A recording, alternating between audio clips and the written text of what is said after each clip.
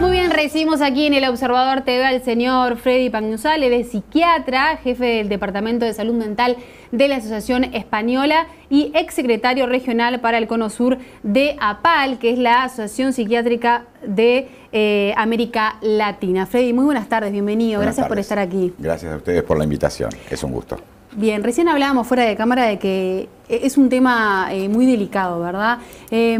Siempre se habla de, bueno, las enfermedades mentales, el loquito, ¿no? El psiquiatra te medica, no vayas. Hay un montón de mitos que rondan las enfermedades psiquiátricas. Ya lo creo, ya lo creo. Por eso agradezco además la oportunidad de hablar de estos temas, porque de alguna forma se va como segregando al enfermo mental. Y cuando hablamos del enfermo mental, parece que hablásemos estrictamente de la más grave de las enfermedades, y hay un montón de otras enfermedades que no son del tenor de la esquizofrenia, que es la locura esta a la que hacías referencia. Pero justamente el problema es que no se habla de las enfermedades mentales. El problema es que la primera de las cosas es que mejor barrerlo para abajo de la alfombra, ocultarlo, callarlo, tratar de ni siquiera mencionar. Entonces, sigue siendo un tabú en la sociedad. Sí, claro que sí. Por eso el hecho de estar aquí hablando de esto hoy es verdaderamente, en mi opinión, bastante importante. Como hablarlo en los distintos rincones, ¿no? O sea, desmitificarlo, empezar a correr ese velo, dejar que no sea una cosa oculta y medio misteriosa. Bien. ¿Qué me podés decir de cómo se encara el tema a nivel social? ¿No? Falta información, falta charlarlo en el ámbito familiar. ¿De dónde viene esto? Sí, claramente. Es que todo esto, esta repercusión social, tiene que ver muchas veces con mitos y tabúes respecto a la enfermedad mental. Entre otras cosas, históricamente se ha tratado de esconder al familiar enfermo, era el que vivía aparte, solito, en el apartamento del fondo. Entonces, esas cosas que se han ido como transmitiendo en nuestra sociedad y en otras sociedades, no digamos que es exclusivo de nuestro país, realmente siguen ocurriendo. Hoy, siglo XXI, es como difícil hablar de los temas, es difícil pronunciar frente a otros, tengo un hermano que tiene un trastorno bipolar, o tengo un sobrino o mi madre que tiene tal o cual afección psiquiátrica. Y de repente no pasa si tiene otra enfermedad, ¿verdad? Exactamente. Tiene diabetes, tiene cáncer. Exactamente. Se dice mucho más libremente y sin ninguna dificultad, mi hermano es diabético o soy insulino dependiente.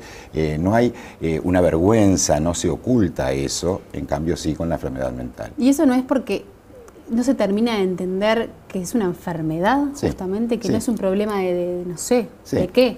Tiene que ver, es una sustancia que falta, que es una enfermedad, ¿no? Que hay un problema en el cuerpo humano. Es que lo que pasa es que al psiquismo, a la mente en general, le damos poca trascendencia hasta que en algún momento quiebra el equilibrio. El equilibrio en biología, no solo en psiquiatría ni en medicina, es siempre un equilibrio inestable y se da en función de una serie de cosas que están como asimétricas a uno y otro lado. Es muy fácil que un equilibrio inestable quiebre. Y en ese sentido, la salud mental también tiene esa fragilidad, con lo cual nadie está libre, no hay nadie que tenga, yo siempre digo, una vacuna para este tipo de afecciones. Es más, afecciones que hoy están muy en boga y de las que quizás sí se habla un poco más, como el trastorno de pánico, pueden atacar, y hay estadísticas, no en nuestro país, pero estadísticas en el mundo, de que 1 de cada 3 personas puede padecer en algún momento de su vida alguna de estas afecciones. Así que no podemos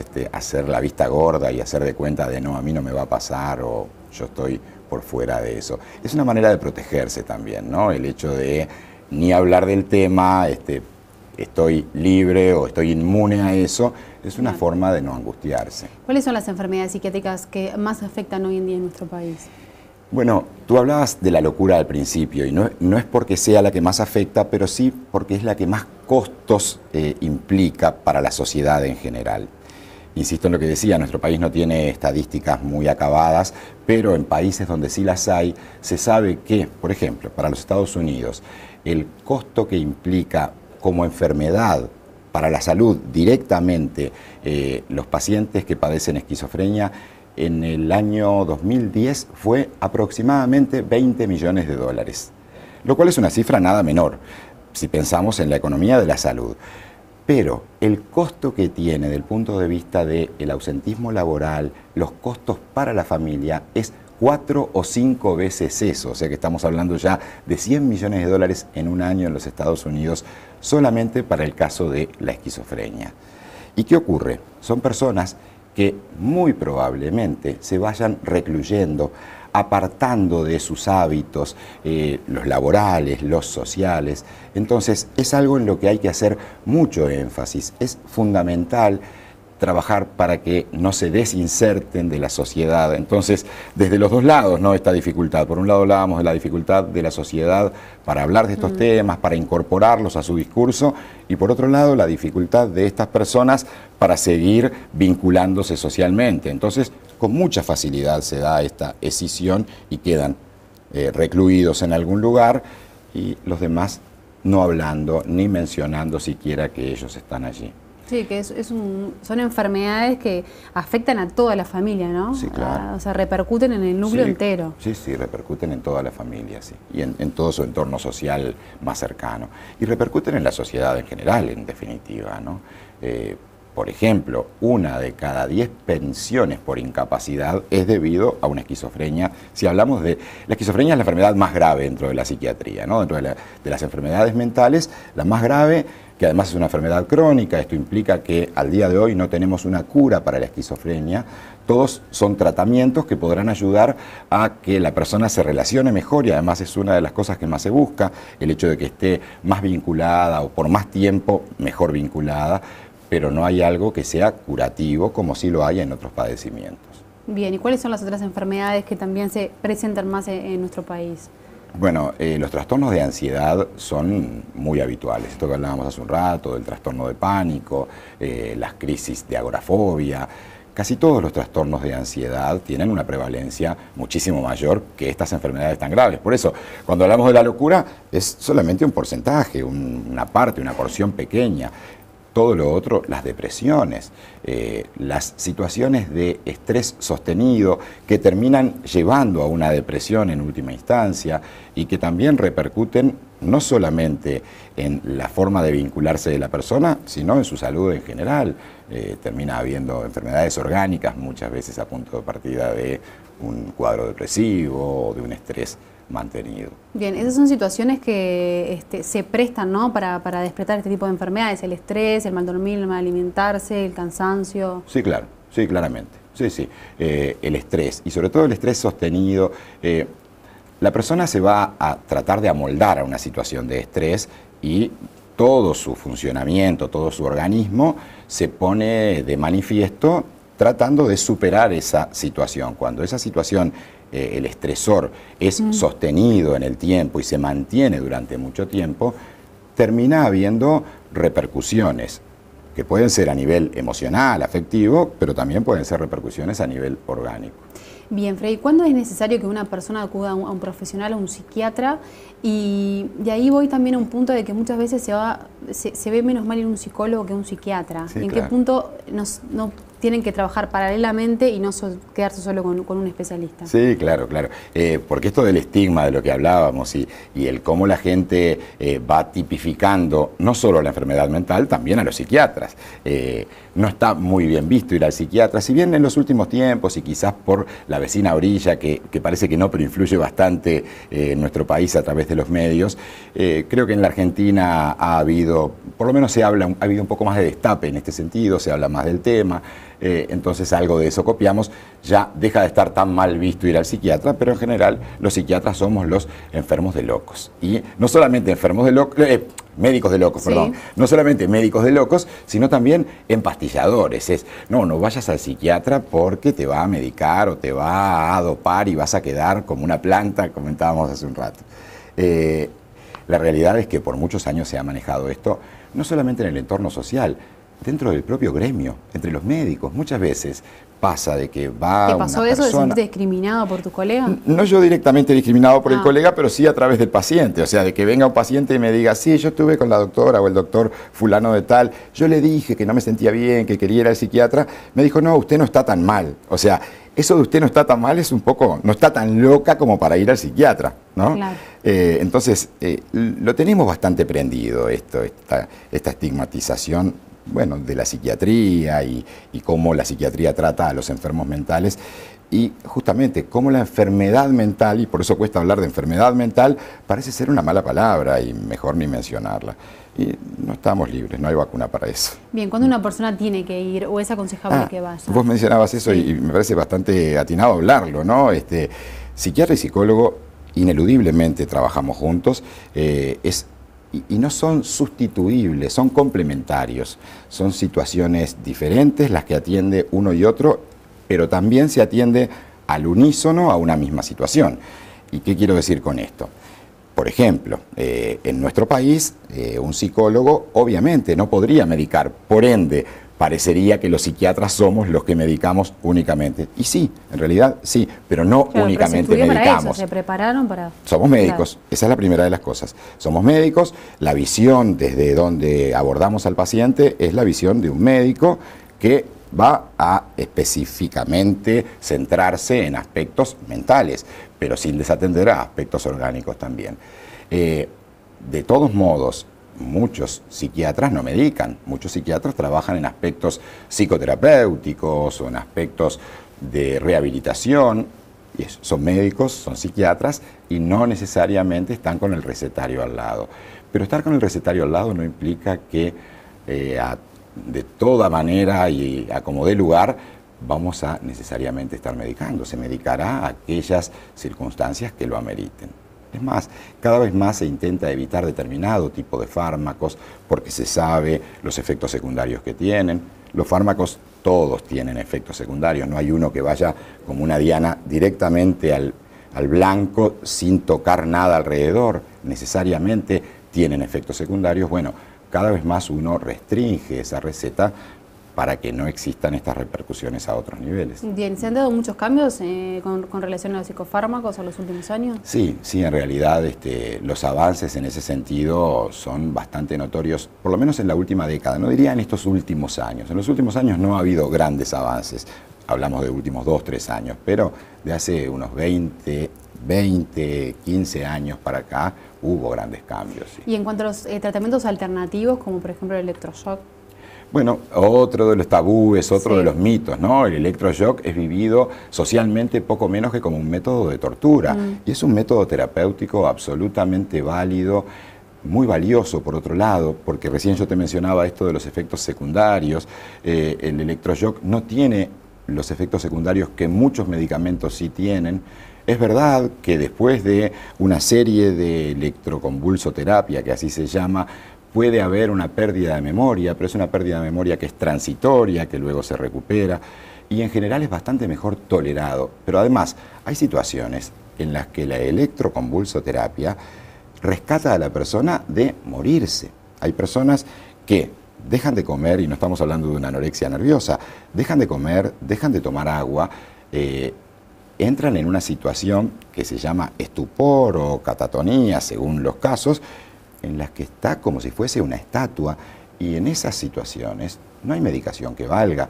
La electroconvulsoterapia puede salvarle la vida a la persona. Bien, ¿y por qué te parece que tiene tan mal marketing esto? Y bueno, tiene muy mal marketing porque hace muchos años atrás se lo empleaba como otras tantas técnicas de una manera que era atroz. En realidad, los cuentos son verdaderamente nefastos.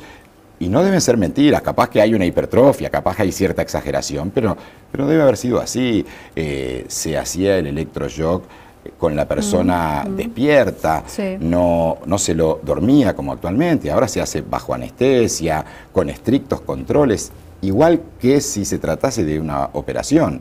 Entonces, hoy es una situación absolutamente distinta. Se intenta que la persona... ¿Qué pasa? La electroconvulsoterapia, y de ahí se llama electroconvulso. ¿Eso requiere de la autorización de la familia? Sí, claro, sí. O de la persona, o de la propia persona. Bien, si porque está pensé que si dentro no de sus estaba cabales. consciente. No, si está consciente de la propia persona, bueno, o si no, de algún familiar responsable en ese momento.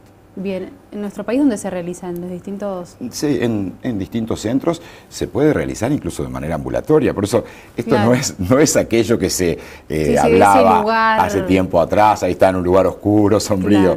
Claro. Se puede realizar de forma ambulatoria, pero en las distintas clínicas, no solamente en el Hospital Vilar de Bo, en distintas clínicas se realiza. Bien, volvamos por un segundo a los psicofármacos. ¿Cómo no? También se habla mucho de la adicción que genera el psicofármaco. ¿Esto es real? ¿Es así? Y claro que sí. Por eso decía, nosotros cada vez más estamos tratando de restringir algunos fármacos que, si bien los seguimos utilizando, los usamos con mucho más cuidado, teniendo la precaución de retirarlos tempranamente, y estamos hablando concretamente de los ansiolíticos. Uno de los fármacos más difundidos, las benzodiazepinas, sí tienen la potencialidad de ser adictivos. Potencialidad de ser adictivos implica que, si se toman en dosis elevadas y por tiempos prolongados, la persona se va a terminar acostumbrando, como pasa a veces con los hipnóticos, medicamentos que son para dormir, y esto que implica que después la misma dosis no le va a dar resultado, va a tener que aumentar la dosis. Bueno, para eso lo que hay que tener es el cuidado de no usarlos por tiempos demasiado prolongados y, sobre todo, no dejar que la persona vaya aumentando las dosis. Por eso es fundamental no automedicarse. Eso bueno, es. Ahí tocaste otro gran tema, ¿no? La automedicación, que también uno escucha mucho por ahí. ¿Qué pasa? Claro, porque si la consulta se hace y después no hay controles y se sigue consiguiendo por donde sea, de la manera que sea, sí, aunque hay mucho control con esto. La famosa receta. La persona se está automedicando y ahí es donde, en definitiva, sí se desarrolla a veces un acostumbramiento psíquico y o físico de la sustancia. Pero, por ejemplo, ya que mencionabas lo de los fármacos, estamos hablando de que son potencialmente adictivos los ansiolíticos, las benzodiazepinas, no así los antidepresivos. Mucha gente tiene miedo, dice, voy a tomar un antidepresivo, después no voy a poder dejar de tomarlo nunca. En realidad los antidepresivos no tienen esa capacidad de ser adictivos. Es más, los antidepresivos suelen tardar mucho tiempo en empezar a actuar, y una sustancia cuyo efecto no es inmediato no tiene ese potencial adictivo que sí tiene la pasta base, por ejemplo, que apenas consumida inmediatamente le da un efecto a la persona que la consume, que es el buscado, y por eso luego vuelven a repetir ese consumo. Con los ansiolíticos sí, tú en realidad, si tomas un ansiolítico en el momento en que estás ansiosa, vas a sentir al poco rato una calma, que es lo buscado, lo deseado. Eso de que al poco rato te produzca ese bienestar es lo que lo hace potencialmente adictivo. En el caso de los antidepresivos, que se tardan 3, 4 semanas para empezar a actuar, claro, estamos muy lejos de eso. ¿La depresión es una de las enfermedades que más ha crecido en los últimos tiempos? Sí. Sí, creo que... No sé ¿Creció si porque hay más o porque la gente se anima? Exactamente, a decir? No sé si es que creció la enfermedad o que lo que ocurre es que la gente se anima a consultar por eso, ¿tá? Pero sí, claro, depresiones se ven cada vez más, y puede ser que esto que decías, ¿no?, que las personas la reconocen porque afortunadamente se habla más. Aunque estamos hablando de que se habla poco, o sea, que tener un familiar, un vecino, un conocido, una amiga, ¿no?, que pase por eso y que lo hable libremente también abre puertas. Eso también va abriendo canales de comunicación. Igual se sigue hablando poco, aún de la depresión se sigue hablando poco, pero de todos modos es bastante más fácil hablar de la depresión que hablar de otras enfermedades. ¿La depresión es una enfermedad que se ve más en la tercera edad o no? No. Se ve sí en la tercera edad y bastante, pero aparece cada vez más temprano. En realidad, a mí me sorprende, yo no trabajo con niños, trabajo con adolescentes y con adultos, pero me sorprende cuando los colegas me cuentan las cifras, las estadísticas de depresiones en niños. No, sí. Cada vez hay más enfermedades mentales en niños, ¿verdad? Sí, también está esto que decíamos hace un rato, se diagnostican más. Y al haber mayor comunicación, mayor información, la familia viene y consulta. Bien, también se habla mucho de ese tema de la medicación en niños, ¿no? De muchas veces, bueno, todos tuvimos un compañero hiperactivo en la escuela, ¿no? Sí, claro que era que sí. El fatal. Bueno, con docentes y directoras cercanas a mí, muchas veces escucho de que se estaría medicando a veces como demasiado, entre comillas. Se lo pregunto más que afirmarlo. ¿Esto puede ser así? Sí, yo no dudo de que haya algo de eso. Es probable que haya habido como un abuso o un uso excesivo de los que son estimulantes, porque se usan estimulantes para el déficit atencional, pero lo que sí es absolutamente innegable es que al chico le cambia la vida. El chico que no está pudiendo atender, y ese es el tema, de vuelta, se conoce más acerca de las afecciones, se las puede diagnosticar y por ende tratarlas en consecuencia. El chico que, teniendo, y cuento de hace poquito a alguien que me llegó, teniendo una inteligencia notoria, indiscutible, estaba rindiendo en el liceo, en los primeros años del liceo, de muy mala manera, con los rezongos permanentes por parte de sus docentes, con los rezongos en casa, distorsionando. O sea, los rezongos no son gratuitos, es porque distorsiona en clase, generalmente hace que los docentes no puedan estar con otros alumnos y otro montón de cosas que al que más perjudican es al propio niño, al chico o al adolescente. Cuando estas personas son medicadas, cambian, pero drásticamente, empiezan a rendir de otra forma, no están alelados ni nada que se le parezca, pero simplemente logran focalizar y concentrarse, que es lo que no podían hacer antes de recibir la medicación. Pero, Lucía, en ese sentido hay otros motivos por los cuales medicar a los chicos cuando tienen un déficit atencional. En realidad, entiendo que quizás haya habido un sobrediagnóstico y un uso un poco exagerado, puede ser, no digo que no sea así, pero lo que sucede es que en las épocas que corren, un joven que tiene un déficit atencional y que no es atendido adecuadamente, tiene 7 veces más riesgo de consumir sustancias psicoactivas. Se multiplica por 7 la posibilidad de que incurra en consumos ya no de fármacos, que son sustancias legales, recetadas por un profesional y controladas por un profesional, no.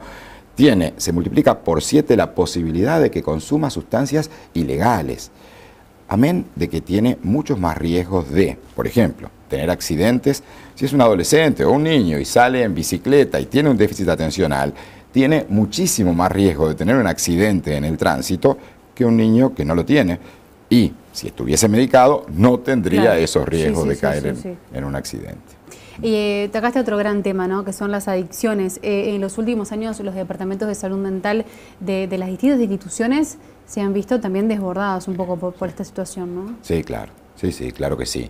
Esto ha incluso cambiado el perfil de los pacientes que consultan en emergencia, ya sea en la emergencia del hospital psiquiátrico o en las distintas emergencias de los distintos sectores de salud, porque, claro, hay personas que antes no tenían un padecimiento mental y que luego del consumo empiezan con distintos padecimientos, que son consecuencia del consumo las más de las veces. Sí. A veces despierta situaciones muy graves, como por ejemplo psicosis. En otros casos ni siquiera se llega a una psicosis, pero termina habiendo otras consecuencias que, bueno, llevan a o situaciones de abstinencia. Bueno, me imagino madres con hijos, haga algo, ¿no? Por favor, ayúdenme. Ahí está. ¿Y ahí se tienen las herramientas necesarias para poder ayudar? No, es muy difícil. Hoy día es muy difícil. Y si además el chico no tiene ninguna intención de mejorarse, y si además es mayor de edad, 19, 20 años, es como muy difícil. Y uno está medio atado de pies y manos, las madres o los padres vienen desesperados a pedir ayuda y, bueno, uno les brinda la ayuda que puede, pero no siempre es la solución al problema. Bien, hablemos un poco del sistema de salud mental en general de nuestro país. El año pasado vino un especialista español que estuvo asesorando al Ministerio de Salud Pública y que realizó duras críticas al sistema, de que era antiguo, de que había que cambiarlo, de que los pacientes no deberían estar más de 30 días internados, y todos sabemos que hay pacientes con Etchepare y Vilar de Bo que están hace años allí. ¿Qué opinión tiene usted en específico? Sí, claramente. ¿Qué ocurre? Cuando las internaciones empiezan a prolongar, empieza a haber, a punto de partida de la propia internación, situaciones de acostumbramiento, de comodidad. No es que la familia sea cómoda, ni la persona se sienta más cómoda, no es un spa. Una internación psiquiátrica, sea a nivel público o privado, no es un spa, créemelo. Pero está continentado, está cuidado, la familia está tranquila. No por desentenderse o librarse de la persona, sino que está tranquila de que no le va a pasar nada, no o de que no va a atentar contra su vida, o cosas por el estilo. Entonces, esto, cuando se prolonga demasiado, va haciendo que resulte cada vez más difícil la reinserción de esa persona en su casa. Entonces, sí, claro, las internaciones prolongadas llevan a un hospitalismo por parte del paciente, pero también se va desinsertando cada vez más de su medio sociofamiliar. Y esto luego se torna bastante complejo, no solo por el estigma, sino porque después retomar con determinados hábitos no es muy fácil. Esa es una de nuestras carencias. Nosotros estamos actualmente tratando de trabajar más y poner más énfasis en los aspectos de rehabilitación y de recuperación de las personas. Estamos hablando con enfermedades crónicas, ¿no? Enfermedades severas que son bastante invalidantes, para que esta inserción social sea más probable. Bien, ¿y qué le estaría faltando al sistema, digo, más allá de mayor hincapié en la rehabilitación hoy en día? Sí, bueno, sobre todo esto de rehabilitación, porque en realidad nuestro sistema, si bien entiendo que la crítica venía por el lado de la internación y de la hospitalización, nuestro sistema de salud atiende a la salud mental de una manera, diría, casi ejemplar, con respecto a, por lo menos a Latinoamérica. Tú mencionabas, yo formaba parte, era secretario regional hasta noviembre del año pasado. Sí, o sea que tenés un conocimiento Asociación de la América región Latina, muy bueno. y te aseguro que en América Latina nuestro sistema de salud, el programa de salud mental, es un ejemplo. Nos miran diciendo, pero ustedes, nosotros nos seguimos quejando igual de cosas que nos están faltando, porque siempre es perfectible, porque hay un montón de aspectos que se podrían mejorar, pero nuestros vecinos y de más al norte de América del Sur dicen, pero ustedes no pueden quejarse. Y es real, el Sistema Nacional de Salud ha facilitado o vehiculizado el acceso a las psicoterapias, por ejemplo. Hace un rato hablabas de psicólogos. Todos esos cambios que se han implementado. Y que son casi un ejemplo. En América Latina, al menos, no existen muchos lugares donde se esté brindando eso. Entonces, sí se están atendiendo muchos de estos aspectos, pero queda bastante por hacer. Lo que sucede es que creo que Díaz del Peray, que es este español del que hablabas hace un momento, se refería más bien, y tú lo mencionaste, a las colonias.